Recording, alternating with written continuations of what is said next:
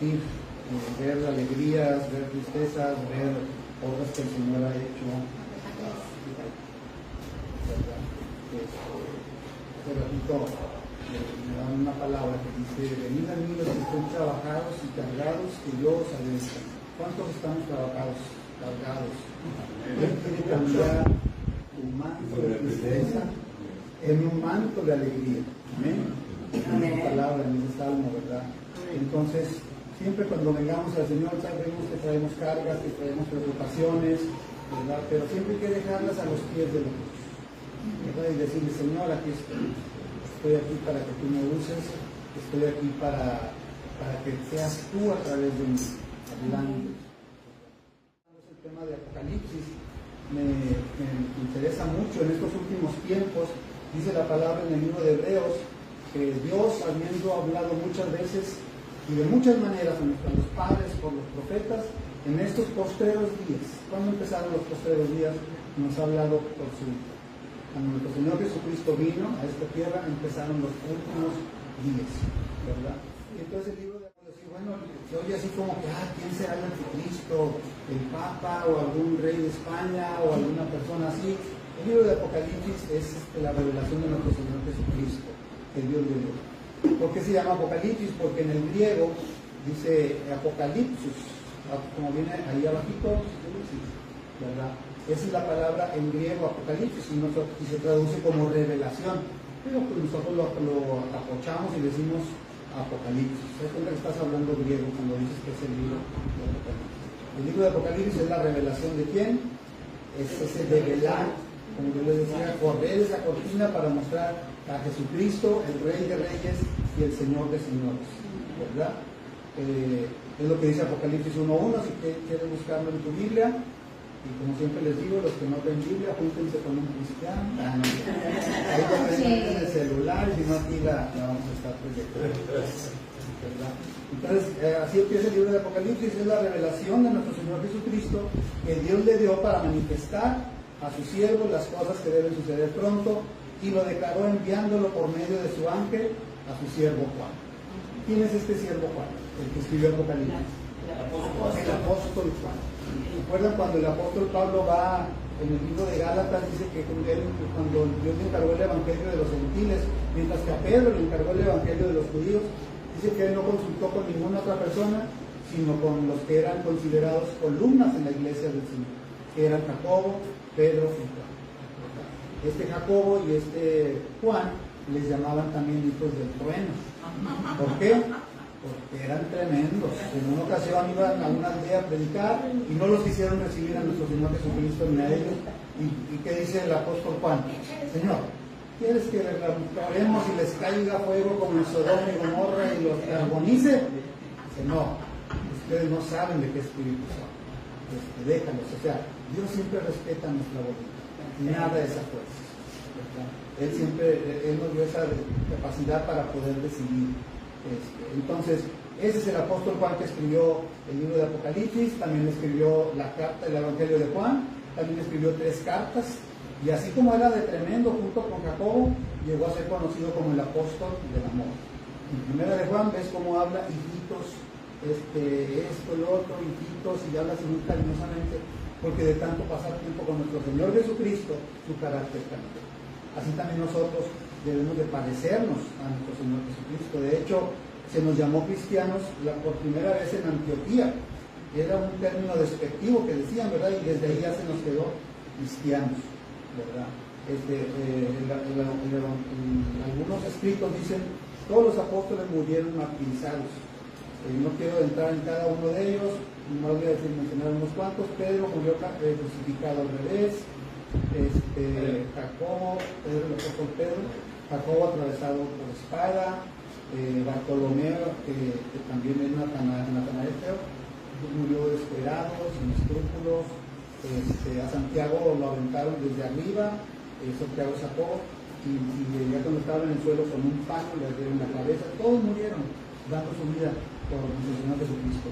Yo creo que si yo estuviera con nuestro Señor Jesucristo en ese tiempo, para escoger a los 12 discípulos yo no hubiera escogido a ninguno de ellos, a como los veía. Es más, si yo estuviera ahí diría, Señor, a mí no me escojas porque yo tampoco califico para eso. Pero miren cómo cada uno de ellos entregó su vida por la fe, entregó su vida por una creencia, ¿verdad? Y el apóstol Juan fue el único que quisieron matar, y se cuenta la historia que lo metieron a una olla, a un perol de aceite hirviendo, y salió vivito y coleando. Como no lo pudieron matar, ya habían matado a todos los apóstoles, el apóstol Pablo le cortaron la cabeza bajo el reinado de Nerón, entonces lo destierran a la isla de Patmos. Y ahí es donde el apóstol Juan recibe la revelación del Apocalipsis, ¿verdad? ¿Cómo podemos interpretar el libro de Apocalipsis sin meternos muy rebuscadamente? Una de las formas más aceptadas de estudiar Apocalipsis es de acuerdo al versículo 19, Apocalipsis 1:19. Te voy a invitar a que lo busques, si no están en pizarrón con letritas rojas, que en la tele. Me acostumbré a la escuela el pizarrón. Dice, ¿lo tienes? Apocalipsis 1:19. Dice, escribe las cosas que has visto, número 1, las cosas que son y las que han de ser después de estas. El capítulo 1 es lo que el apóstol Juan había visto. ¿Cómo había visto nuestro Señor Jesucristo? Con gloria, con poder, ¿verdad? Las cosas que has visto se refiere a lo que ha visto en el capítulo 1, cómo lo describe al Señor Jesucristo. Oye una voz, se voltea hacia atrás y ve a alguien que anda con 7 candeleros, entre medio de los 7 candeleros, con las 7 estrellas en su diestra. Eso es lo primero, las cosas que has visto. El título de nuestro Señor Jesucristo. En los evangelios vemos a nuestro Señor Jesucristo crucificado en debilidad, lo vemos como nuestro Salvador y como nuestro Señor también, ¿verdad? Pero no lo vemos tomando dominio del reino, quitando el yugo político de Roma. No lo vemos así, porque no era su misión esa, ¿verdad? En el libro de los Hechos ya lo vemos resucitado, con gloria, con poder, pero aún así no quitó el yugo romano, no tomó los reinos. Pero en Apocalipsis ya lo vemos como el Señor de señores, como el Rey de reyes, como el que tiene la espada aguda en su boca, como el que tiene las llaves que abre y ninguno cierra, y cierra y ninguno abre. Lo vemos con unos ojos como de fuego, penetrando en lo más profundo de nuestro corazón, cuando Él habla, ¿verdad?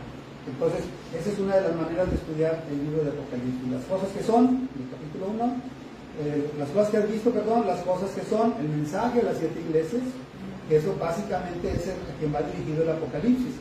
En el seminario nos han enseñado a ver quién es el autor del libro, a quién va dirigido, en qué momento se escribió, cuál era el contexto cultural de aquel tiempo y todo eso.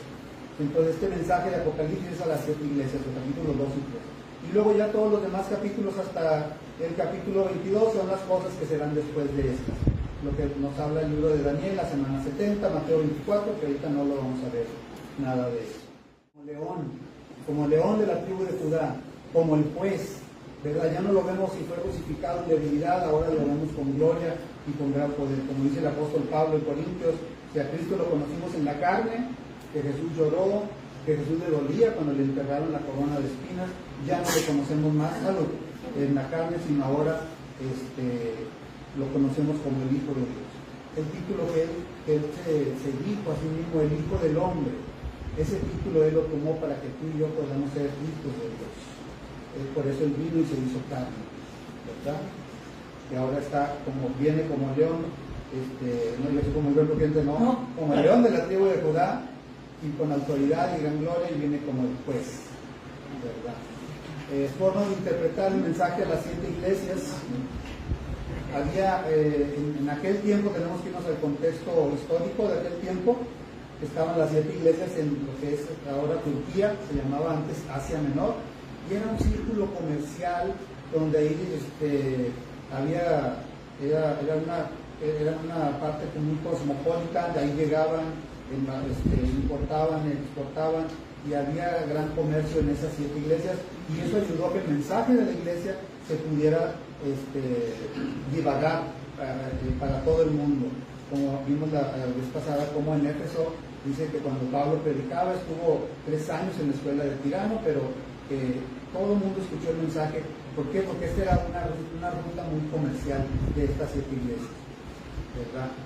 Las 7 iglesias son Éfeso, Esmirna, Pérgamo, Tiatira, Sardis, Filadelfia y Laodicea.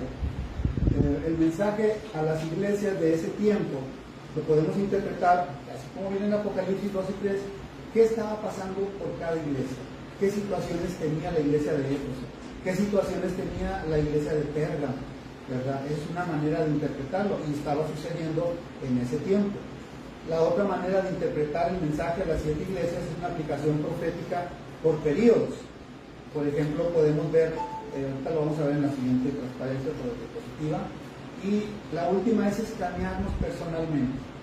Si ese mensaje, tú crees que si ese mensaje fue de provecho para la iglesia de Éfeso, de Esmirna, de Pérgamo, Tiatira, ¿puede ser de provecho para nosotros? Definitivamente que sí. Y podemos aprender mucho de lo que el Señor le dice, esto está bien, pero también tengo contra ti una cosa. Tengo esto, así que arrepiéntete y que si no vendré pronto a ti. Entonces son 3 maneras de interpretar. ¿Qué estaba sucediendo en Éfeso en aquel tiempo, en el año 30, más o menos al año 62, que es cuando el Señor Jesucristo empieza su ministerio? Podemos ver el libro de los Hechos y ver todo lo que estaba sucediendo ahí. Pero había algo, tenían mucho conocimiento la iglesia de Éfeso, pero les faltaba, habían dejado su primer amor. Ya no pasaba un tiempo con ellos. Cumplían, trabajaban arduamente, probaban a los que se decían ser apóstoles y no lo tenían mucho conocimiento, pero habían dejado ese tiempo personal con Dios y el ángel escribe y le dice: has dejado tu primer amor. La segunda iglesia, Esmirna, en ese tiempo también, el mismo tiempo del primer siglo, era la iglesia que sufriría persecución, y vemos cómo en el año 62 empezó la persecución con el emperador Nerón, y luego Domiciano, y luego Nerva, y luego otros tantos emperadores también. Todo eso estaba sucediendo en esas iglesias. Pérgamo, la iglesia que necesitaba arrepentirse, era algo que Pérgamo quiere decir cruzado. Gamo se refiere a matrimonio, era como un matrimonio cruzado donde sí adoraban a Dios, pero también adoraban a los falsos dioses. Tiatira, la iglesia que tenía una falsa profetisa. Sardis, la iglesia que había quedado dormida. Filadelfia, la iglesia que tenía poca fuerza. Pero también Dios había abierto, dice, he abierto una puerta grande delante de ti, la cual nadie puede cerrar, y era cuando empezaron a predicar el evangelio por todas partes. Y la Odisea, la iglesia con una fe tibia. Eso es lo que estaba sucediendo en ese tiempo, en el primer siglo. Y esa es una manera de interpretar el mensaje a las iglesias. La segunda aplicación profética que ahorita mencionaba Mark, que cuando el Señor da un mensaje se cumple, pero también se va a cumplir en los tiempos más adelante. Por ejemplo, la iglesia de Éfeso, decíamos la iglesia apostólica, del año 30 al año 62, representa un periodo de la historia cristiana. Esmirna, la iglesia perseguida, del año 62 al 313, por todos esos emperadores.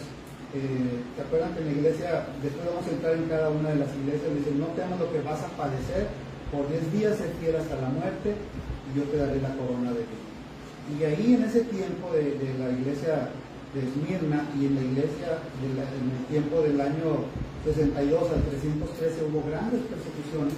Era cuando los cristianos, los emperadores, era prohibida la religión cristiana, era un delito. Tertuliano, que era abogado en aquel tiempo, decía, en el segundo siglo, decía: si ser cristiano es un delito, vengan por nosotros, pero si no lo es, ya no nos persigan, ya derramen más sangre, ¿verdad? Podemos aprender de esos discípulos de segunda y tercera generación, ¿verdad? Hasta después del año 313, cuando ya Constantino, el último emperador romano, declara un documento donde ya cesan de perseguir a la iglesia cristiana, y ya se llama Edicto de Tolerancia, ¿verdad? Y luego Pérgamo, la iglesia imperial o papal, es cuando nace la iglesia católica, cuando se empieza a mezclar el imperio, el reinado con la iglesia católica. No sabían si los papas ponían a los reyes o los reyes ponían a los papas, pero les dieron gran autoridad en ese periodo. Vemos cómo esta iglesia de Pérgamo se cumple del año 313 al 476. La iglesia de Tiatira, o sea, tiene grande cumplimiento, lo que ya vimos que sucedía en el primer siglo y el que iba a suceder en estos postreros siglos. La Tiatira era la iglesia de los concilios, donde decían la iglesia católica: bueno, lo que diga el Papa es autoridad, igual que la Biblia. lo tenían por igual. Vendían indulgencias para que las personas no entraran por el purgatorio, un invento de la Iglesia Católica, ¿verdad? En ese tiempo, ¿mande? Para financiar ¿qué? Las cruzadas, como se ve. Ahora que no es cristiano, lo vamos a matar, ¿verdad?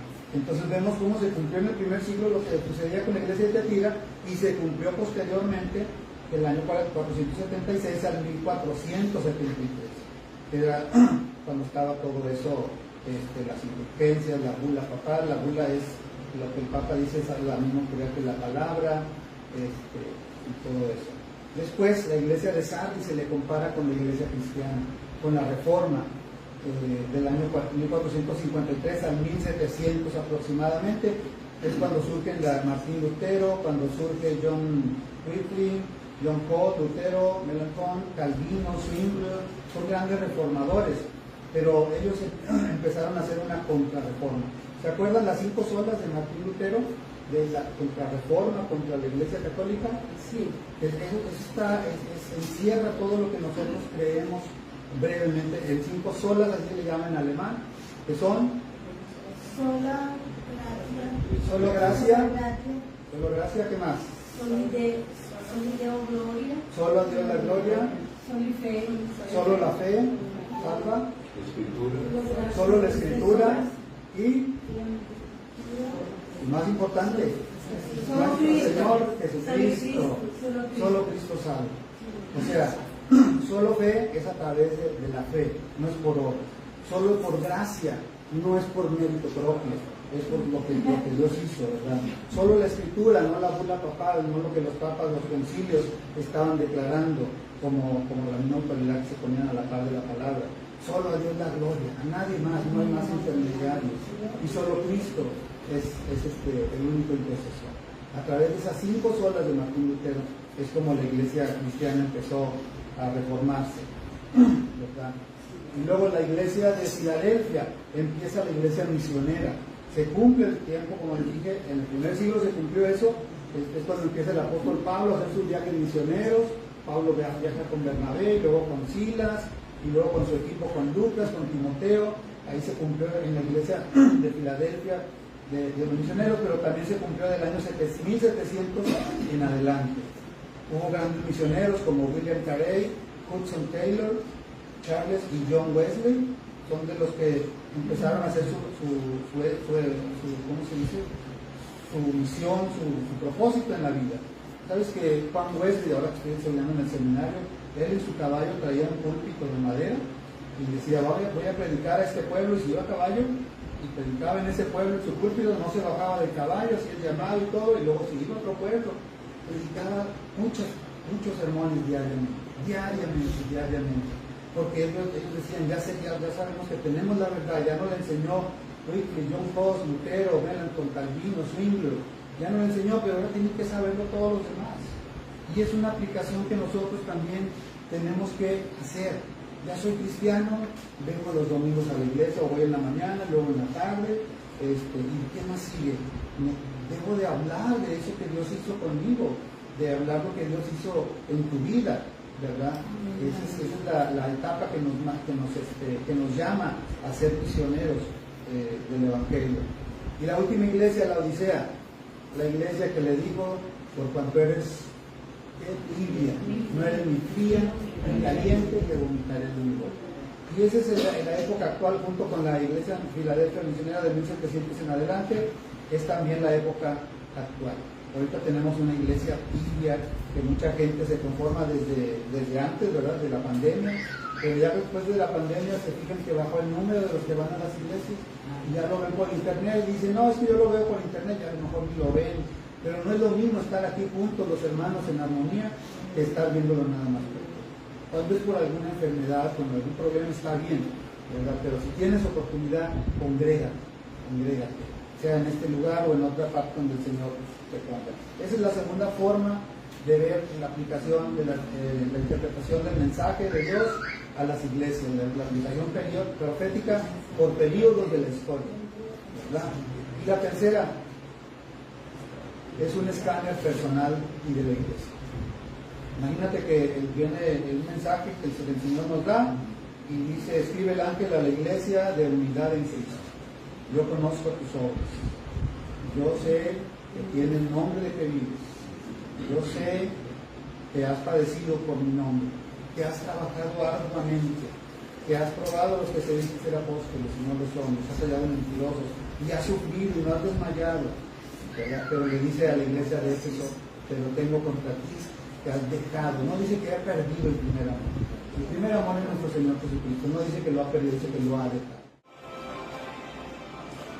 Este es el mensaje de la cruz. ¿Cómo estamos personalmente con la iglesia? En la gracia, en la misericordia. Cristo estoy juntamente crucificado y ya no vivo yo, mas vive Cristo. A veces nos bajamos de la cruz y queremos contestarle al hermanito que nos ofendió. A veces en situaciones cotidianas simplemente vas manejando y alguien te cierra y no pone la direccional y te desespera y quieres rebasarlo y quieres y volteas a verlo, lo rebasas y dices, mira lo que hiciste. Pero es cuando nos bajamos de la cruz. Nuestro Señor Jesucristo, como veíamos en este cortito video, Él no se bajó de la cruz. Él estuvo ahí, le maldecía y Él te decía, perdónanos, porque no saben lo que hacen. Y lo rezaban, si eres hijo de Dios, bájate de la cruz y entonces creeré. Aún los dos ladrones que estaban a su lado, lo estaban ofendiendo, maldiciendo los dos. Y de repente las palabras de nuestro Señor Jesucristo, las 7 frases, ¿verdad? Donde habla de perdón, donde habla de cuidado por sus seres queridos, donde habla, cada frase empezó a llegar a uno de los dos ladrones. Y es el que se arrepintió y es el que dijo, pues que le dice a su compañero, él ningún mal hizo, nosotros estamos pagando lo que hicimos, ¿verdad? Pero él ningún mal hizo. Señor, acuérdate cuando vengas en tu reino, le dice a nuestro Señor Jesucristo, ¿verdad? La iglesia de Éfeso tenía obras, sí, tenía mucho trabajo, tenía paciencia por el amor, por el Señor, pero había dejado su primer amor, su tiempo con Dios. ¿Qué cosas necesito cambiar? Haciéndonos ese examen, ese escáner, ¿qué cosas necesito cambiar o mejorar en mi vida? Y llévatelo de tarea, si quieres anótalo, esas pequeñas sugerencias, y que el Señor nos hable y nos diga qué cosas necesito cambiar y qué cosas necesito mejorar. La iglesia de Éfeso tenía mucho trabajo por el Señor, tenía grupo de varones, grupo de mujeres, tenía la campaña, tenía reuniones, pero tenía muy poca relación con el Señor. ¿Cuánto tiempo pasamos con Dios cuando te levantas? ¿Qué le dices cuando te levantas? Bendíceme, Señor Jesús, amén, y vámonos al trabajo porque ya voy tarde. Ya llegaron por mí, o ya me voy, ya voy tarde, hay mucho tráfico. ¿Cuánto tiempo pasamos con el Señor? Tenemos conocimiento del Señor, yo creo que aquí todos mínimo 30 años. ¿Habrá alguien que conozca al Señor menos de 30 años? Yo creo que no, ¿verdad? Sí, pues yo. Tú, ok. Aún así. 8 años. 8 años. Pañalitos, pero ahí hay bueno, también. Es la más chiquita espiritualmente, pero ya está grande también. ¿Verdad? ¿Cuánto tiempo pasamos juntos? Y esto es para todos, es para mí, yo empiezo por mí primero, ¿verdad? ¿Cuánto tiempo pasamos con el Señor? Orar es platicar con Dios, no solamente, Señor, te pido por esto, te pido por ella, te pido por él, te pido por esto, te pido por esto, sino es platicar con Dios. ¿Cuánto tiempo estamos dedicándole al Señor? ¿Podemos llegar a tener una vida devocional con el Señor? Sí, pero sin devoción. Nada más por hacerlo como rutina, ¿verdad? Pero sin una devoción realmente, sin creerle a la palabra que Él dice, ¿me amas? Sí, Señor, yo te amo. Guarda mi palabra, obedece mi palabra, pon por obra mi palabra. Por eso en Mateo 7 dice, ¿a qué compararé a aquel que oye mi palabra y no la hace? Y dice, no, es que es otra cosa, ¿no? Ahí no te metas conmigo, Señor. Ese cuarto está cerrado, no quiero abrirlo, ¿verdad? El que oye la palabra y la pone por obra, la obedece, la practica, es como el hombre que escarbó en la arena hasta llegar a la roca y ahí cimentó su casa, su vida, su familia. Y el que oye la palabra un domingo. El que oye la palabra en un punto por internet, pero no la hace, no la pone por obra, no la cree, es como el que cavó y puso su casa sobre la arena. Vienen tempestades, vienen ríos, vienen problemas. Nuestra lucha no es contra carne ni sangre, sino contra principados y potestades. ¿Y qué pasa? Nos tumban hasta el suelo. ¿Por qué? Porque no entendemos que la lucha no es contra personas de carne y sangre, sino contra principados, potestades, huestes de maldad en las regiones celestes. ¿Verdad? Entonces, debemos de tener una devoción, una fe férrea, creerle al Señor. ¿Sabes quién es creyente también? El diablo. El diablo cree y tiembla. ¿Verdad? Él es también creyente, pero no es discípulo. Tú y yo somos discípulos del Señor.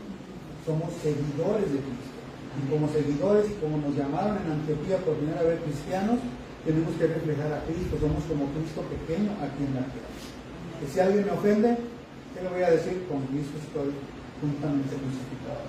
Te respondería si yo viviera en mí, pero ya no vivo yo, más vive Cristo en mí. Y lo que ahora vivo en la fe, lo vivo en la fe del Hijo de mi carne, ahora lo vivo en la fe del Hijo de Dios, el cual me amó y se entregó por mí.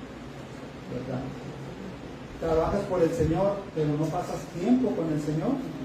Es como aquel matrimonio que le dice el esposo a la esposa, pero ¿qué más quieres si yo trabajo de sol a foco en la mañana, me levanto y del trabajo a la casa y de la casa al trabajo? Los niños no les falta nada, tienen escuela, educación, ropa, comida, no te falta nada en la despensa, en el refrigerador. Y le dice el esposo, sí, pero no pasas tiempo con nosotros. ¿Cuántas familias vemos destruidas? Porque no hay una integración familiar de los dos padres como cabeza. Él tiene que representar a Cristo en la casa y ella, la esposa, tiene que representar la iglesia. ¿Y cómo trata Cristo a la iglesia? Pues no como el esposo siempre trata a la esposa. ¿Cómo trata la esposa al esposo? Pues no como la iglesia debe tratar a Cristo. Sí. Entonces podemos decir, Señor, yo estoy trabajando por ti, como la iglesia de Éfeso, pero el Señor dice, sí, pero no pasas tiempo conmigo. Y yo quiero que pases tiempo conmigo. Quiero que te dediques, que te levantes más temprano, que pases tiempo conmigo. ¿Verdad?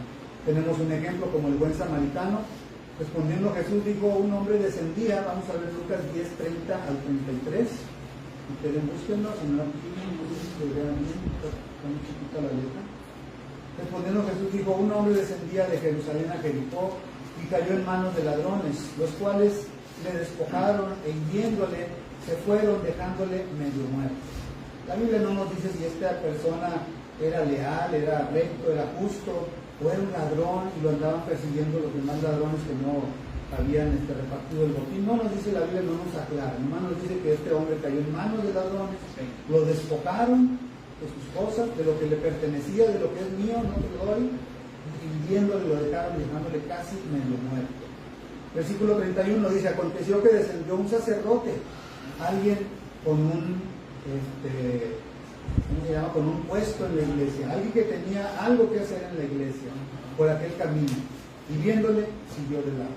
Prefirió, en lugar de ayudarlo, a decir, es que yo tengo que cumplir con Dios, es que yo tengo que, un compromiso, pues es un compromiso, tengo célula, tengo grupo en la casa, no puedo detener. Y pasa de largo esta persona que tenía un cargo a su servicio por parte de Dios. Así mismo pasa un levita, alguien que vivía de las ofrendas, que si no llegaba a su puesto en el templo, pues no le iban a pagar, no iban a poder recibir los diezmos, las ofrendas. Llegando cerca de aquel lugar y viéndole, también pasó de largo. Y se fijan, son hombres religiosos, son hombres que buscan a Dios. Un sacerdote hacía una función muy importante antes de que nuestro Señor Jesucristo resucitara. Un levita tenía una función muy importante. Ahorita podemos decir que el sacerdote es como el pastor, el levita es como el músico, ¿verdad? Claro que el levita en aquel tiempo cumplía mucho más, tenía mucho más deberes, ¿verdad? Pero también igual lo ve y pasa de largo. En el versículo 33 dice, pero pasó un samaritano que iba de camino. Alguien despeinado, mal vestido, despreciado por los judíos, alguien que no tenía una herencia judía, que se había mezclado con otra tribus, con Samaria, y que era despreciado por los judíos. De hecho, a los samaritanos les decían perros, ¿verdad? Tú eres un perro, les decía, porque no tienes sangre pura judía, porque te mezclaste con otras naciones, ¿verdad? Que iba de camino, y y él vino cerca de él y viéndole fue movido a misericordia. Este ejemplo que nuestro Señor Jesucristo en Lucas 10 dio es porque se le acercan unos religiosos precisamente y le dicen, maestro, ¿qué necesitamos para tener la vida eterna? Y él les dice, ¿saben la ley? Sí, ama al Señor por sobre todas las cosas, igual todos los mandamientos. Quiero estar en tu presencia.